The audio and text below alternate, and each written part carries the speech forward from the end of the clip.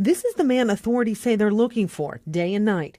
29-year-old Kevin Mason, suspected of a murder 2 years ago in Minneapolis, outside a funeral.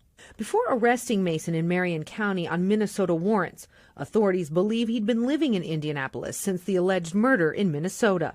The sheriff's office says Mason has a tie here, but won't elaborate on it. He has obviously evaded law enforcement since 2021. We believe that he is pretty good at what he does.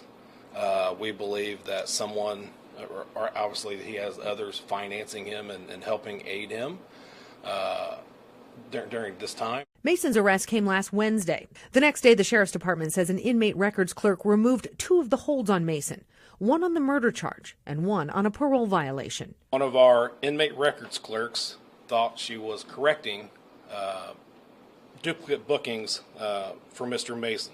Why the employee would have thought Mason was being held on duplicate charges is still under investigation. That's a very good question. They're identified very specifically by the originating agency that did it. They have a specific ID number. They're all different.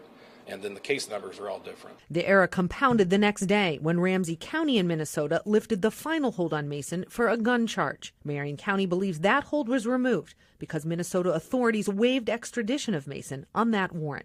The next day, Mason walked out of jail, no questions asked. I want to reassure you and the public that a round-the-clock manhunt has been underway ever since. So why didn't the public and media know until 6 days later? It's simple. We have used this time as a tactical advantage for us. The sheriff's department says it didn't want Mason to know they were looking for him. That changed Tuesday, when asked if authorities thought Mason was still in the area. We don't know, that's why we're asking for the public's help.